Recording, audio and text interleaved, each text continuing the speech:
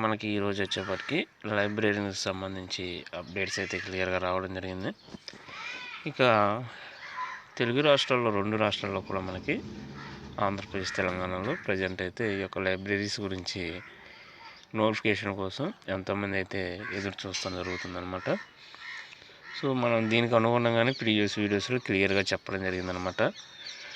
తెలంగాణ రాష్ట్ర వ్యాప్తంగా గ్రేటర్ హైదరాబాద్కి సంబంధించి డిస్టిక్ వైజ్కి సంబంధించి పబ్లిక్ లైబ్రరీస్ కానివ్వండి, సెంట్రల్ లైబ్రరీస్, అదేవిధంగా స్కూల్ లైబ్రరీస్, కాలేజ్ లైబ్రరీస్, యూనివర్సిటీస్కి సంబంధించి అన్నిటి గురించి కూడా మనం ఎప్పుడు ఎటువంటి అప్డేట్ ఉన్నా సరే ఇవ్వడం జరిగిందనమాట.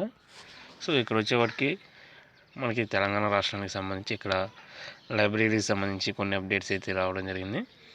అదేవిధంగా ఆంధ్రప్రదేశ్ రాష్ట్రానికి సంబంధించి కూడా డిజిటల్ లైబ్రరీకి సంబంధించి కూడా మన అప్డేట్స్ అయితే ఇవ్వడం జరిగింది. ఈ యొక్క నోటిఫికేషన్ కోసం కూడా మన స్టూడెంట్స్ ఎప్పటి నుంచో వెయిట్ చేస్తున్నారు. అయితే ఈ యొక్క నోటిఫికేషన్ ఎక్స్పెక్టేషన్స్ ప్రకారం జనవరిలో న్యూ జాబ్ క్యాలెండర్ దాంతో కలిపి వదలడానికి అవకాశాలు అయితే ఎక్కువగా ఉన్నాయంటూ కూడా మనం చెప్పడం జరిగిందనమాట. అయితే ఈ యొక్క జాబ్ క్యాలెండర్పై క్లారిటీ వచ్చిన తర్వాత దాంట్లో మెర్జ్ చేసి వదులుతారా లేకుంటే సింగిల్గా సచివాలయ జాబులు కింద వదులుతారా అనేది మనం చూడాలి. ఒకవేళ ఈ నోటిఫికేషన్ లేట్ అయితే మాత్రం రెగ్యులర్గా ఫిల్ చేయాల్సినటువంటి జాబ్స్ అయితే చాలా ఉన్నాయన్నమాట.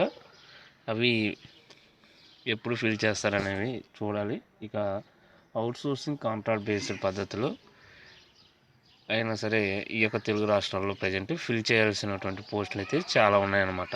ప్రజెంట్ తాత్కాలికంగా ఇవి రన్ అవ్వాలంటే అవుట్సోర్సింగ్ ఆర్ కాంట్రాక్ట్ బేస్డ్ పద్ధతులు అయినా సరే తీసుకోవాల్సిన అవసరం అయితే ఎక్కువగా ఉంది. ఈ యొక్క లైబ్రరీస్ యొక్క యూజెస్ కూడా మనకు క్లియర్గా చెప్పడం జరిగింది. ఈ యొక్క ఇంపార్టెన్స్ అనేవి కేర్లెస్ చేసినట్లయితే నిరుద్యోగులకే కాకుండా స్టూడెంట్స్ కూడా చాలా నష్టం జరిగే అవకాశాలు అయితే ఉన్నాయన్నమాట. ప్రజెంట్ ఉన్నటువంటి ఉద్యోగులు వారికి బర్డెన్ అంటే ఈ యొక్క డ్యూటీస్ కూడా హెవీగా ఉండడం వల్ల వారికి కూడా చాలా కష్టంగా ఉందన్నమాట. ఫ్రీగా లేదు డ్యూటీ చేయడానికి. ఇక వేకెన్సీస్ అయితే చాలా వేల సంఖ్యలో ఉండడం జరిగిందనమాట. మనకి తెలంగాణ రాష్ట్రానికి సంబంధించి టీచింగ్ నాన్ టీచింగ్ పోస్టులకు సంబంధించి ఈ యొక్క నాన్ టీచింగ్ పరిధిలోకి వచ్చేటువంటి లైబ్రరీన్ జాబ్స్ గురించి ఎన్ని వేకెన్సీస్ ఉన్నాయో మనకు క్లియర్గా చెప్పడం జరిగింది. సుమారు 3,000 జాబుల వరకు కూడా తెలంగాణ రాష్ట్ర వ్యాప్తంగా అయితే ఉన్నాయన్నమాట. ఇక అదేవిధంగా మనకి ఈ యొక్క ఆంధ్రప్రదేశ్ రాష్ట్రానికి సంబంధించి డిజిటల్ లైబ్రరీస్ గురించి చాలామంది అడిగారు. వీటిలో అయితే వీటిని ప్రధానంగా ఉద్దేశం ఏంటంటే ప్రతి గ్రామానికి లైబ్రరీని దగ్గరికి తీసుకురావాలి, అది కాన్సెప్ట్ అనమాట. సో గ్రామ వార్డు సచివాలయాల యొక్క ఉద్దేశం కూడా అదే. వీటి లైబ్రరీస్ని డిజిటల్ లైబ్రరీస్ని ఈ యొక్క గ్రామ వార్డు సచివాలయ పరిధిలోకి తీసుకొస్తున్న ప్రజెంట్ బిల్డింగ్ కన్స్ట్రక్షన్స్ అయితే స్టార్ట్ అయినాయి అనమాట. దీనికి సంబంధించిన నోటిఫికేషన్ కూడా రిలీజ్ అయ్యే అవకాశాలు చాలా త్వరగానే ఉన్నాయన్నమాట.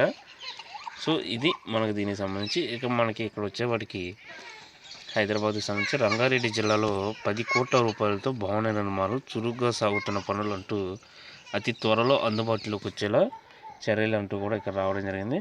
అదేవిధంగా మందాలలో 35 లక్షలతో, అదేవిధంగా షాద్నగర్లో 2 కోట్స్తో, శంషాబాద్, ఆముగలలో ఒక్కొక్కటి 1 కోటి రూపాయలతో కొత్తగా గ్రంథాలయ భవనాలు నిర్మిస్తున్నారు. వీటితో పాటు మహేశ్వరంలో 20 లక్షలు, కందుకూరులో 18 లక్షలతో అదనపు గదుల నిర్మాణం చేపట్టారంటూ కూడా మనకి ఈ యొక్క లైబ్రరీస్ గురించి మనకి రావడం జరిగిందనమాట. అంటే ప్రధానంగా ఇప్పుడు వచ్చేప్పటికి గ్రేటర్ హైదరాబాద్ పరిధిలోను, అదేవిధంగా మున్సిపల్ కార్పొరేషన్ పరిధిలోను మండలాల వారీగా వీటిని నిర్మాణంలో ప్రజెంట్ అయితే రాష్ట్ర విద్యాశాఖ మంత్రి గారు ఎవరైతే ఉన్నారో సబితా గారి యొక్క కృషితో ఈ యొక్క జిల్లా భవనాల నిర్మించడం జరుగుతుందంటూ కూడా ఇక్కడ రావడం జరిగిందనమాట.